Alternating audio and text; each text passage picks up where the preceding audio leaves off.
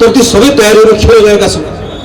किनकि प्रधानमन्त्री जसले घरको जिम्मा लिनुभएको घरको मूल्य हो, घरमा आगो लगाइदिनु, आफू बस्ने घरमा आगो लगाएर त्यही घरको खरानी बसेर प्रधानमन्त्री देशभरि हट्टास गर्दै घुमिरहेको दृश्य हामीहरू देखिरहेका छौँ। जुन घरको मूल्य हो, जुन घरको रक्षक ऊ त्यो घरमा आगो लगाउँछ, आगो लगाइसकेपछि त्यो घरको खरानी धस्छ, अनि खरानी धसिसके पछाडि मैले बहादुरी गरेँ भनेर अट्टहास गर्छ र अरू मानिसहरू त्यसमा ताली बजाउँछ। हामी त्यो अहिले अवस्था देखिरहेका छौँ। बोक्नु पनि पर्छ। नेपाल कम्युनिस्ट पार्टीको अर्को कित्ताको बारेमा साथीले चर्चा गर्नुभएको छ, अर्को कार्यक्रममा भनौला। खालि यति मात्रै भन्छु, जनताले फैसला गर्छन्, जनताले समयको बेलामा न्याय दिन्छ। तर आजको सबभन्दा महत्त्वपूर्ण कुरा भनेको प्रधानमन्त्रीले गर्नुभएको यो असंवैधानिक काम, यो प्रयत्न, यसलाई हामीले, यो प्रयत्नलाई हामीले धुलिसात हामीले गर्नुपर्नेछ। प्रधानमन्त्री केपी शर्मा ओलीलाई घर फर्काउने हो, बालकोटको बाटो कस्तो छ हेरेर राख्नु भनेर आएको छ। फर्काउने हो प्रधानमन्त्री केपी शर्मा ओलीलाई। निर्वाचन हुँदैन, हुन्छ, पहिला संसद आउँछ, संसदको बाटोबाट संविधान पुनर्स्थापना हुन्छ, देश ट्र्याकमा आउँछ, अनि बिस्तारै देश निर्वाचनमा जान्छ। नेपाल कम्युनिस्ट पार्टीले पाएको म्यान्डेट सकियो, नेपाल कम्युनिस्ट पार्टीले पाएको जिम्मेवारी सकियो। नयाँ जिम्मेवारीको खोजी हुन्छ देश। अपराध राजा महेन्द्रले नगरिदिनु भएको भए आज नेपालमा शाहवंशी राजा पनि रहन्थ्यो, संवैधानिक राजा पनि रहन्थ्यो। आज हामीसँग 60 वर्षको संसदीय प्रजातन्त्रको इतिहास रहँदै गर्दा, अनुभवबाट खारिएर सिकिएर हाम्रा लोकतान्त्रिक संस्थाहरू एकपछि अर्को बलियो हुँदै जाँदै गर्दा आज हामी गरिबीको यो अवस्थामा रहँदैनथ्यौँ। 30 वर्ष हाम्रो पञ्चायतले खेर पाल्यो। 2046 सालको परिवर्तन पछाडि कति गल्ती हामीले गर्यौँ, कति हामीले काम गर्न जानेनौँ। फेरि माओवादी बन्दुक बोकेर यही संविधान फ्याँक्न आयो, फेरि दरबारले षड्यन्त्र गर्यो, फेरि अर्को 20 वर्ष खेर, अर्को 10 वर्ष लगाएर यत्रो लामो 65 साल पछाडि लागेर 74 सालसम्म 10 वर्ष लगाएर एउटा संविधान निर्माण गर्यौँ। भर्खर चुनाव भयो, चुनावमा हामी हार्यौँ, कोही जित्यौँ, बल्ल आएको छ, फेरि संविधान फालिदिने। प्रधानमन्त्री केपी शर्मा ओलीलाई थाहा छैन आफ्नो हैसियत के छ अहिले भन्ने कुरा। अनि प्रधानमन्त्री केपी शर्मा ओलीले पर्सि वैशाखमा आनन्दले चुनाव गराइदिएर अनि नेपाली काङ्ग्रेसले आनन्दले जितेर सिंहदरबारमा स्वागत गरेर बस्नु भएको छ भन्ने भ्रम कसैलाई छ? अनि यसले हामीलाई कुन अँध्यारो सुरुङमा लिएर जान्छ? त्यो अँध्यारो सुरुङभित्रबाट फेरि त्यहाँभित्र कसका महत्त्वाकांक्षीहरू पनिपेर बाहिर आउँछ। अनि त्यसको शिकार हामी सिङ्गो व्यवस्था हुँदै गर्दा, व्यवस्था मात्र हुँदैन, यहाँ थुप्रै युवा साथीहरू आउनुभएको छ, एउटा पुस्ता हुन्छ। यहाँ म यति अग्रजहरू देखिरहेको छु, मञ्चमा हुनुहुन्छ, यहाँ कमला दिदीदेखि लिएर यति धेरै हामीभन्दा अगाडिका उहाँहरू कहिले 2040 सालको आन्दोलनमा काम गरेका साथीहरू तल हुनुहुन्छ। त्यो बेलामा यत्रो लामो परिवर्तन पछाडि अब त आयो, अब त बन्यो भन्दै गर्दा नभन्दै गर्दा एउटा पुस्ता खेर गयो, यत्रो समय खेर गयो, फेरि देशको समय बर्बाद हुन्छ। हामी जुन बाटो हिँडेर आयौँ, जुन गल्ती गरेर आयौँ, त्यो गल्ती नदोहोर्याउँ। त्यसैले म आदरणीय साथीहरूलाई, अग्रजहरू सबैलाई आग्रह गर्न चाहन्छु, आगो लाग्नेलाई तह पनि लगाउनु पर्ने छ, घरलाई सम्हाल्नु पर्ने पनि छ। यो बेलामा बिग्रेको अहिलेको अवस्था यो बिग्रदै गयो भने यहाँभित्र यति धेरै लुकेका स्वार्थहरू छन्, यति यसरी बाहिर आउनुवाला छन्। त्यसले पहिला व्यवस्था लिएर जान्छ, समय लिएर जान्छ, फेरि अर्को एउटा पुस्ता सङ्घर्ष, फेरि अर्को 20 वर्षको चक्र। यसलाई रोक्नुपर्ने छ, यसबारे यसलाई बिग्रन नदेऊ। अलिकति सङ्घर्ष गऱ्यौँ, अलिकति ताकत राख्यौँ, बल राख्यौँ भने यो बेलामा काङ्ग्रेसको आवाज सबैतिर पुग्छ। काङ्ग्रेसले आफ्नो कुरा प्रष्टसँग भनेको छ, यो प्रधानमन्त्री केपी शर्मा ओलीले गर्नुभएको यो काम असंवैधानिक हो। काङ्ग्रेसले प्रष्टसँग भनेको छ, असंवैधानिक कदमको बारेमा अदालतमा विचाराधीन विषय छ, त्यसैले अदालतको निर्णयको प्रतीक्षा गर्छौँ। अदालतको निर्णयको प्रतीक्षा गर्छौँ भन्नुको अर्थ असंवैधानिक निर्णयलाई सच्याइदिने निर्णयको प्रतीक्षा गर्छौँ भनेको। असंवैधानिक हो कि संवैधानिक हो भनेर कोर्टले भनिदिन्छ भनेर प्रतीक्षा गर्छौँ भनेको होइन। असंवैधानिक भनेर त हामीले भनिसक्यौँ, खालि यो असंवैधानिक हो भनेर हामीलाई बताउनु पर्दैन। प्रधानमन्त्री केपी शर्मा ओलीलाई बताइदिने कुराको प्रतीक्षा गर्छौँ भनेको, राष्ट्रपतिलाई बताइदिने कुराको प्रतीक्षा गर्छौँ भनेर भनेको। त्यसैले यो बेलामा नेपाली काङ्ग्रेसका म प्रत्येक साथीहरूलाई आग्रह गर्न चाहन्छु, नेपाल कम्युनिस्ट पार्टीको कारणले गर्दा आज स्थिरता पनि गयो हाम्रो। यत्रो लामो 2/3 करिब बहुमत ल्याउँदै गर्दा पनि चल्दै रहेनछ कि भन्ने यत्रो नागरिकहरूलाई लागेको छ।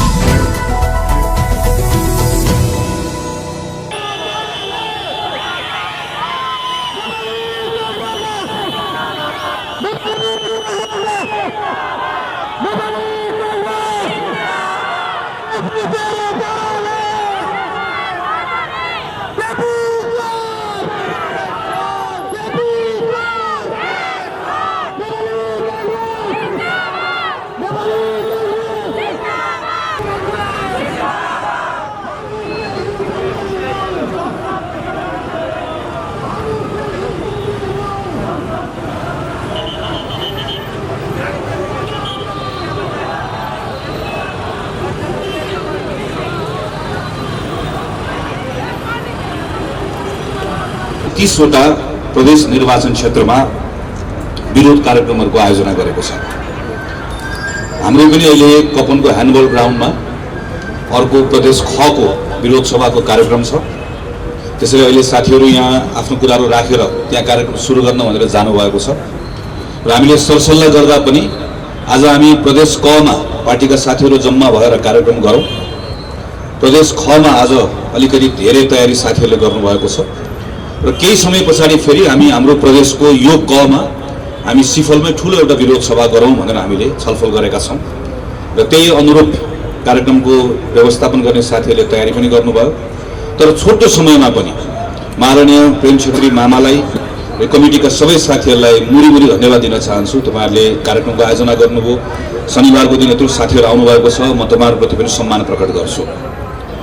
यत्रो कोभिडको सङ्कटकै बीचमा हामीहरू छौँ।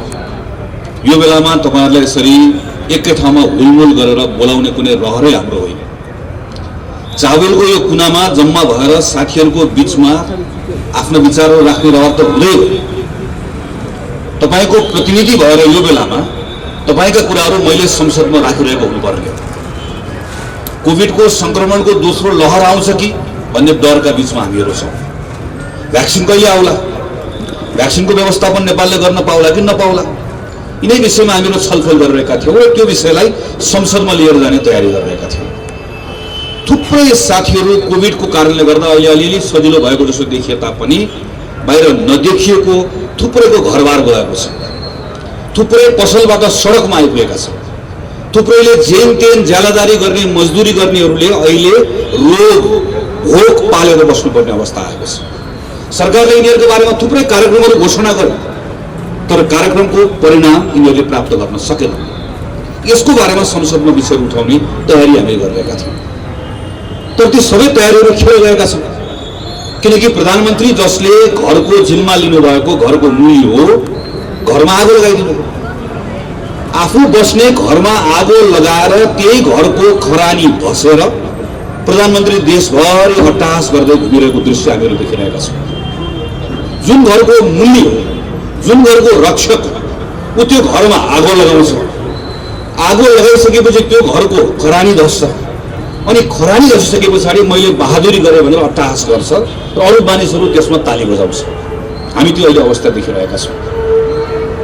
हाम्रो संविधानले अहिले साथीहरूले चर्चा गरिसक्नुभयो, बहुमत प्राप्त गरेको प्रधानमन्त्रीले संसद विघटन गर्न पाउने कुराको कल्पना नै गरेको छैन।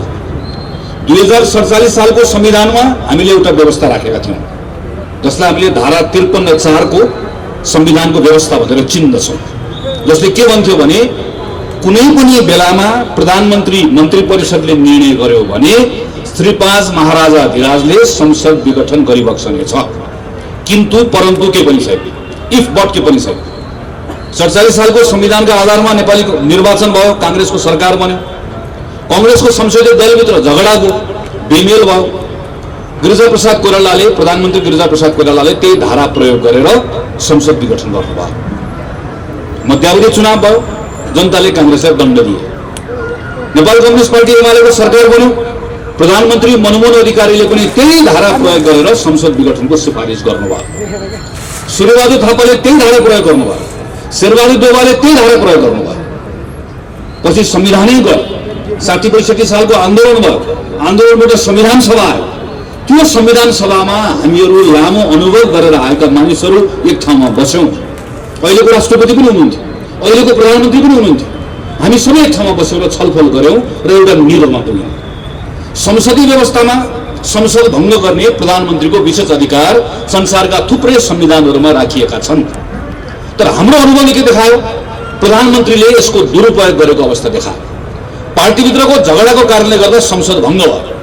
संसद भङ्ग भएको कारणले गर्दा हाम्रो संसदीय व्यवस्थाले स्थायित्व प्राप्त गर्न नसक्दै गर्दा हामी पटक पटकको राजनीतिक सङ्क्रमणमा फस्यौँ। त्यसैले लामो छलफल गरिसकेपछि हामीले केही संवैधानिक व्यवस्था गर्यौँ। यो संसारको कुनै पनि संविधानमा नभएको व्यवस्था हामीले नेपालको संविधानमा गर्यौँ। के गर्यौँ? एक पटक प्रधानमन्त्री निर्वाचित भएपछि 2 वर्षसम्म अविश्वासको प्रस्ताव ल्याउनै नपाउने। 2 वर्ष केपी ओली देशभरि प्रधानमन्त्रीको रूपमा घुम्दै गर्दाखेरि उहाँलाई सबैभन्दा ठुलो आधार केले दिएको थियो? संविधानको यही धाराले दिएको छ। 2 वर्ष पछाडि पनि यदि वैकल्पिक प्रधानमन्त्रीको नाम सहित लिएर आयो भने मात्रै अविश्वासको प्रस्ताव ल्याउन पाउने। त्यो अविश्वासको प्रस्ताव पनि एक पटक फेल भयो भने फेरि अर्को 1 वर्षसम्म ल्याउन नपाउने कुनै संविधानमा छ, कुनै संविधानमा छैन।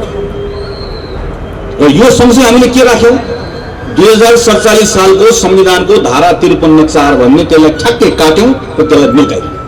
प्रधानमन्त्रीले संसद विघटन गर्न पाउने कुरा राख्दै राखेन।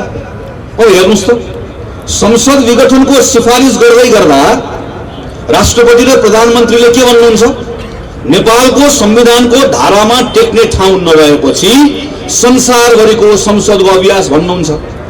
2 वर्षसम्म अविश्वासको प्रस्ताव ल्याउन नपाउने भन्दै गर्दा चाहिँ हाम्रो संविधान देखाउनुहुन्छ, ल हेर यो धारा भनेर। अनि जब संसद विघटन गर्नु पर्यो संविधानमा धारा देखाऊ भन्यो भने चाहिँ संसारको संविधानमा छ, अरू देशहरूको व्यवस्था छ भनेर हाम्रो बिचमा आएर भन्नुहुन्छ। त्यसैले म यहाँहरूलाई के कुराको आग्रह गर्न चाहन्छु भने आज जुन प्रधानमन्त्रीले विघटन गर्नुभएको त्यसमा कोही साथी अलमलै नै पर्दैन। तपाईले सुभाष नेमाङको भिडियो सुन्नुभयो, हिजो मात्र तपाईले अग्निखरको कुराहरू सुन्नुभयो, अहिले कोही भागेका छन्, कोही लुकेका छन्, तर हिजो उनले बोलेका कुरा सबै जनताको बीचमा छ र यो कहीँ कसैले मिलाइदिनु पर्दैन। यत्रो ठुलो अपराध संविधानमाथिको अपराध प्रधानमन्त्रीले गर्दै गर्दा यो अपराधलाई रोक्ने काम कसले गर्नु पर्थ्यो, राष्ट्रपतिले गर्नु पर्थ्यो। राष्ट्रपति संविधानको संरक्षक, तर प्रधानमन्त्रीको अपराधको साझेदार बडो दुःखको साथ भन्नुपर्छ हाम्रो राष्ट्रपति बन्नुभयो। राष्ट्रपतिले प्रधानमन्त्रीले गरेको सिफारिसलाई अनुमोदन गर्नु पर्दथ्यो, धेरै साथीहरूले यो भन्नुहुन्छ। राष्ट्रपतिसँग विवेक प्रयोग गर्नु पाउने अधिकार थिएन, धेरै साथीहरूले त्यो भन्नुहुन्छ। तर यस्तै हो भने तपाईहरुलाई म 2टा घटना मात्र सम्झाउँछु। डाक्टर गोविन्द केसी अनसन बस्नु भएको बेलामा शेरबहादुर देउवा प्रधानमन्त्री हुँदै गर्दा चिकित्सा शिक्षा सम्बन्धी अध्यादेश राष्ट्रपतिका लिएर जाँदै गर्दा महिनौसम्म राष्ट्रपतिले अध्यादेश घरमा लुकाएर राख्नुभयो। भीमराव पन्थ भूषालको 93 जना सांसदको टोली पुसको 1 गते राष्ट्रपतिका निवेदन लिएर संविधानका आधारमा संसदको बैठक बोलाइदियो भनेर जाँदै गर्दा राष्ट्रपतिले ढोका बन्द गरिदिनु भयो। संविधानका आधारमा उहाँहरूले गर्न पाउने उहाँहरूको अधिकार प्रयोग गर्न दिनु भयो। राष्ट्रपति भनेको तपाईँ र मेरो 12 आमा भन्दा पनि माथि राखेको। दशैंको बेलामा हाम्रो देवीस्थानमा राष्ट्रपति आउनुहुन्छ भनेर हाम्रो भगवानको ढोकाभित्र छिर्ने ठाउँ चाहे पशुपति होस् चाहे देवीस्थान होस्, हामी भन्दा पहिला हाम्रो राष्ट्रपतिलाई छिर्न दिएको हाम्रो अभिभावक। राष्ट्रपति हिजो कुन पार्टीको हुनुहुन्थ्यो, कुन गुटको हुनुहुन्थ्यो, त्यो हाम्रो सरकारको विषय होइन। शीतल निवासको आसनमा बस्नुभएको तपाईँ र मेरो 12 आमा भन्दा माथि हाम्रो भगवानको ढोकाभित्र सबैभन्दा पहिलो छिर्न पाउने प्रथम नागरिक, पहिलो नागरिकको राष्ट्रपति बन्यो। तर आज राष्ट्रपति बडो दुःखको साथ भन्नुपर्छ, जुन संस्था ल्याउनका निम्ति हामीले आन्दोलन गर्यौं, आज त्यो संस्थाको मर्यादा राख्न नसक्ने राष्ट्रपतिको बारेमा बडो दुःखका साथ हामीले भन्नु परेको छ। राष्ट्रपति तपाईँ हाम्रो अब राष्ट्रपति रहनु भएन। उहाँ प्रधानमन्त्री ओलीको ज्ञानको गिरोहको एउटा सदस्य हो, जो उहाँले गर्नुभएको अपराधको एउटा भागीदार, अपराधको एउटा साझेदार। हामीले हाम्रो राष्ट्रपतिको बारेमा बोल्दै गर्दा भन्दै गर्दा रत्तिभर पनि सुख लागेको छैन, खुसी लागेको छैन। तर बडो दुःखको साथ यो अवस्था भन्ने हामी यो ठाउँमा आइपुगेका छौँ। नेपाल कम्युनिस्ट पार्टीभित्र झगडा भयो। नेपाल कम्युनिस्ट पार्टीभित्रको झगडाको कलहको भारी कम्युनिस्ट पार्टीले बोल्यो। नेपाल कम्युनिस्ट पार्टीभित्र झगडा भयो, तपाईहरुले पार्टीलाई एक बनाउन सक्नु भएन, भङ्ग गरिदिनुस्, पार्टी विघटन गरिदिनुस्। तपाईको झगडाले तपाईको पार्टी विघटन हुने हो, तपाईको झगडाले संसद किन भङ्ग हुने, तपाईको झगडाले संसद किन विघटन हुने। हामीले पार्टीभित्रको कलहको भारी संसदले बोक्नु नपरोस् भन्ने व्यवस्था ल्याएको होइन। अनि यो व्यवस्था ल्याइसके पछाडि आज हामी जुन ठाउँमा पुगेका छौँ, यो ठाउँमा ल्याउँदै गर्दा यसको जिम्मेवारी सिङ्गो नेपाल कम्युनिस्ट पार्टीले बोक्नु पनि पर्छ। नेपाल कम्युनिस्ट पार्टीको अर्को कित्ताको बारेमा साथीले चर्चा गर्नुभएको छ, अर्को कार्यक्रममा भनौला। खालि यति मात्रै भन्छु, जनताले फैसला गर्छन्, जनताले समयको बेलामा न्याय दिन्छ। तर आजको सबभन्दा महत्त्वपूर्ण कुरा भनेको प्रधानमन्त्रीले गर्नुभएको यो असंवैधानिक काम, यो प्रयत्न, यो प्रयत्नलाई हामीले धुलिसात हामीले गर्नुपर्नेछ, गरेर छाड्नुपर्नेछ। अदालतमा गएको छ, अदालतको बारेमा मान्य नरोत्तम वैद्यले बडो साहसका साथ महत्त्वपूर्ण कुरा उठाउनु भएको छ। के साथीहरू कहिलेकाहीँ के भन्नुहुन्छ, अदालतको विषयको बारेमा बोल्नु हुँदैन, गलत। अदालतको विषयको बारेमा बोल्नुपर्छ, झन् बढी बोल्नुपर्छ। अदालतमै का छलफल भइरहेको विषयमा बोल्यो। मैले भनेको कति साथीहरूलाई चित्त बुझेन नि, मैले भने हामी बीपी कोइरालाले बनाएको पार्टीका सदस्य हो। बीपी कोइरालाले 2033 सालमा अदालतमा उभिएर भन्नुभएको थियो, अदालतको काम न्याय गर्ने हो श्रीमान, कानुनको 4 घेराभित्र न्यायको हत्या नहोस्, बिना कुनै गोप्य निर्देशन, बिना कुनै पक्षघात, बिना कुनै अलमल तपाईले न्याय दिनुभयो भने मात्रै तपाईको न्यायाधीशको मान रहन्छ। न्याय दिनु भएन भने तपाई न्यायाधीश हुनुको अर्थ रहँदैन भन्ने बीपी कोइरालाको पार्टीका कार्यकर्ताहरू हामी। संविधानमा प्रष्टसँग लेखिएको कुरा अदालतका श्रीमानहरूले पढ्नुहुन्न, त्यसको आधारमा न्याय दिनुहुन्न भने त्यो बेलामा त्यसका विरुद्धमा बोल्ने हक पनि हाम्रो रहन्छ। त्यसैले हामीले आज भनिरहेका छौँ, हामी कुनै अदालतमाथिको कुनै दबाब होइन, हाम्रो पोजिसन हो। त्यसैले हामी भनिरहेका छौँ, श्रीमानहरूलाई जसरी बीपी कोइरालाले भन्नुभयो त्यसरी भनिरहेका छौँ, हामी आशाको नजरले श्रीमानहरूतर्फ फर्केर हेरिरहेका छौँ। त्यसैले सम्मानित अदालतका श्रीमान न्यायाधीशहरूले पनि त्यही विश्वासका साथमा काम गर्नुहुन्छ भन्ने हाम्रो विश्वास हो। हामी तपाईँहरूतर्फ हेरिरहेका छौँ। तपाईहरूले दायाँ पनि हेर्नु पर्दैन, बायाँ पनि हेर्नु पर्दैन, उत्तर पनि हेर्नु पर्दैन, दक्षिण पनि हेर्नु पर्दैन। तपाईँहरू डराउनु पनि पर्दैन, तपाईँहरू प्रभावमा पर्नु पनि पर्दैन, तपाईँहरूले हाम्रो अनुहार पनि हेर्नु पर्दैन, केपी ओलीको अनुहार पनि हेर्नु पर्दैन। तपाईँहरूले केवल संविधान मात्र हेरिएको छ। त्यो संविधान जसको शपथ खाएर कसम खाएर तपाईँहरू अहिले अदालतको कुर्सीमा हुनुहुन्छ, त्यो संविधान एकपल्ट राम्रोसँग हेरिदिनुहोस्। त्यति गरिदिएपछि संसद आउँछ फिर्ता। र मैले त्यो जो भक्तपुरमा गएर साथीहरूलाई भनेर आएको छु, यो संसद आउँछ, अदालतले न्याय गर्छ, यो संसद बस्छ।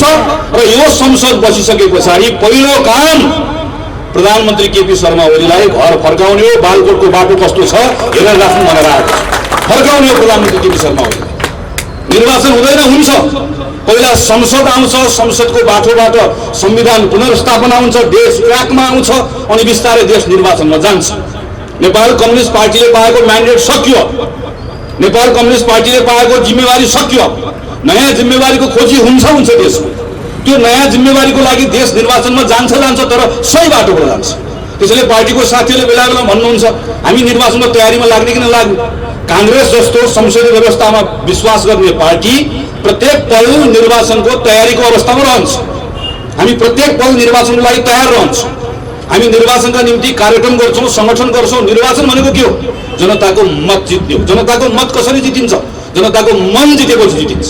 जनताको मनको लागि जनताको बीचमा रहने, एकाकार हुने, काम गर्ने, अनि जहिले समयले निर्वाचनमा पुर्याउँछ त्यो बेलामा जनताको बीचमा ढ्वान थाप्न जाने, त्यही हो निर्वाचन।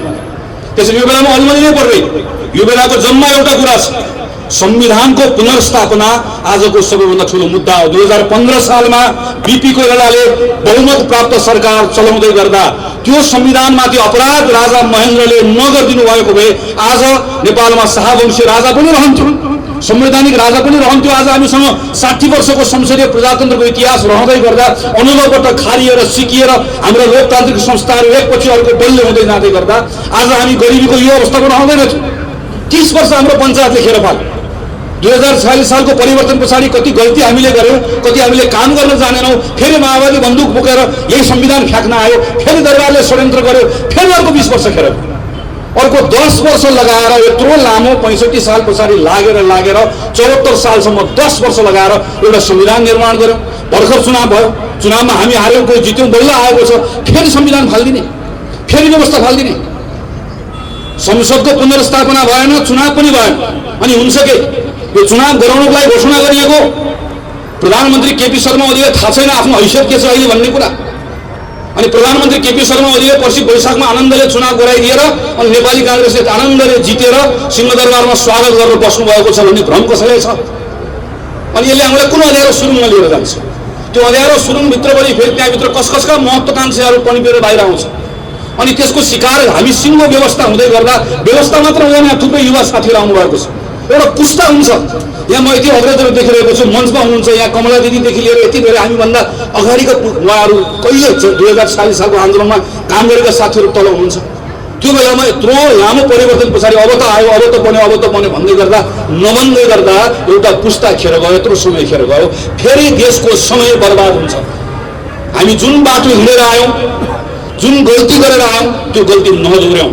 त्यसैले म आदरणीय साथीहरूलाई, अग्रजहरू सबैलाई आग्रह गर्न चाहन्छु, यो दुःख गर्ने बेला हो। यो बेलामा मैले बडो जिम्मेवार भएर तपाईँहरूसँग आग्रह गर्न चाहन्छु। केही समय अप्ठ्यारो छ, तर अप्ठ्यारोको बिचमा पनि तपाईँहरू आइदिनुहोस्, मेरो आग्रह छ। सडकमा आइदिनुहोस्, मेरो आग्रह। साथीहरूले भन्नुभयो 3 गते 8 गते, त्योभन्दा लामो पनि जाला, मेरो तपाईँहरूलाई आइदिनुहोस् भन्ने आग्रह छ। एउटा शङ्काको सनकले आज हाम्रो घरमा आगो लागेको छ, हामीले सम्हाल्नु पर्नेछ। काङ्ग्रेसको जिम्मेवारी हो यो। त्यो कोठामा आगो लाग्नेलाई तह पनि लगाउनु पर्नेछ, घरलाई सम्हाल्नु पर्ने पनि छ। यो बेलामा बिग्रेको अहिलेको अवस्था यो बिग्रदै गयो भने यहाँभित्र यति धेरै लुकेका स्वार्थहरू छन्, यति यसरी बाहिर आउनेवाला छन्। त्यसले पहिला व्यवस्था लिएर जान्छ, समय लिएर जान्छ, फेरि अर्को एउटा पुस्ता सङ्घर्ष, फेरि अर्को 20 वर्षको चक्र। यसलाई रोक्नुपर्ने छ। यसपालि यसलाई बिग्रन नदेऊ। अलिकति सङ्घर्ष गऱ्यौँ, अलिकति ताकत राख्यौँ, बल राख्यौँ भने यो बेलामा काङ्ग्रेसको आवाज सबैतिर पुग्छ। काङ्ग्रेसले आफ्नो कुरा प्रष्टसँग भनेको छ, यो प्रधानमन्त्री केपी शर्मा ओलीले गर्नुभएको यो काम असंवैधानिक हो। काङ्ग्रेसले प्रष्टसँग भनेको छ, असंवैधानिक कदमको बारेमा अदालतमा विचाराधीन विषय छ। त्यसैले अदालतको निर्णयको प्रतीक्षा गर्छौँ। अदालतको निर्णयको प्रतीक्षा गर्छौँ भन्नुको अर्थ असंवैधानिक निर्णयलाई सच्याइदिने निर्णयको प्रतीक्षा गर्छौँ भनेको। असंवैधानिक हो कि संवैधानिक हो भनेर कोर्टले भनिदिन्छ भनेर प्रतीक्षा गर्छौँ भनेको होइन। असंवैधानिक भनेर त हामीले भनिसक्यौँ। खालि यो असंवैधानिक हो भनेर हामीलाई बताउनु पर्दैन। प्रधानमन्त्री केपी शर्मा ओलीलाई बताइदिने कुराको प्रतीक्षा गर्छौँ भनेको, राष्ट्रपतिलाई बताइदिने कुराको प्रतीक्षा गर्छौँ भनेर भनेको। त्यसैले यो बेलामा नेपाली काङ्ग्रेसका म प्रत्येक साथीहरूलाई आग्रह गर्न चाहन्छु, नेपाल कम्युनिस्ट पार्टीको कारणले गर्दा आज स्थिरता पनि गयो। हाम्रो यत्रो लामो 2/3 करिब बहुमत ल्याउँदै गर्दा पनि चल्दो रहेनछ कि भन्ने यत्रो नागरिकहरूलाई लागेको छ। यत्रो समृद्धिका गफहरू भए, विकासका यत्रो आकाङ्क्षाहरूमाथि यत्रो तुषारपात भएको अवस्था छ। र हाम्रो स्वाधीनताको विषय हेर्नुहोस् त ल, चीनको सरकारका मानिसहरू खुल्ला नेपालको राजनीतिक दलका विषयहरूमा हामी योभन्दा पहिला कहिले यस्तो देखेका थियौँ। हामी खुल्ला नेताहरू घरमा, राष्ट्रपतिको घरमा गएको देख्छौँ। भारतको एउटा खुफिया एजेन्सीको मान्छे हाम्रो एयरपोर्टमा ओर्लिन्छ, सरासर प्रधानमन्त्रीलाई गएर मध्यरातमा वार्तालाप गरेर जान्छ। हामीले यस्तो अवस्था कहिले पनि देखेका थियौँ। यत्रो मुठी कसेर स्वाधीनताको गफ हाँक्ने, गुड्डी हाँक्ने नेपाल कम्युनिस्ट पार्टीले सरकार चलाएको बेलामा नेपाल, चीन, भारत जस्तो देशहरूको रणमैदान बन्न पुगेको छ। फुटबल खेल्ने ठाउँ जस्तो भएको छ। हाम्रो स्वाधीनताको लागि पनि, हाम्रो राजनीतिक स्थिरताका लागि पनि एकपटक फेरि सङ्गठित भएर काङ्ग्रेसले उभिएर भन्नुपर्ने बेला आएको छ। त्यसकै लागि आज हामीले तपाईँहरूलाई बोलायौँ। छोटो समयमा तपाईँहरू जम्मा भइदिनु हो। तपाईँहरू सबैप्रति एकपटक फेरि कृतज्ञता ज्ञापन गर्दै आजको हाम्रो सभा, त्यहाँ कपनको सभामा पनि म तपाईँलाई आमन्त्रण गर्न चाहन्छु। आज हामी सबै त्यहाँ जान्छौँ। त्यहाँको आजको त्यो सभाको कार्यक्रम सम्पन्न गर्छौँ र केही दिन पछाडि फेरि हामी अझै भव्य र व्यवस्थित ढङ्गबाट यो प्रदेशमा पनि हामीहरू सभा गर्छौँ। त्यसका लागि तपाईँहरूलाई म अनुरोध गर्दै म आफ्नो कुरा टुङ्ग्याउँछु। धन्यवाद, नमस्कार, जय नेपाल।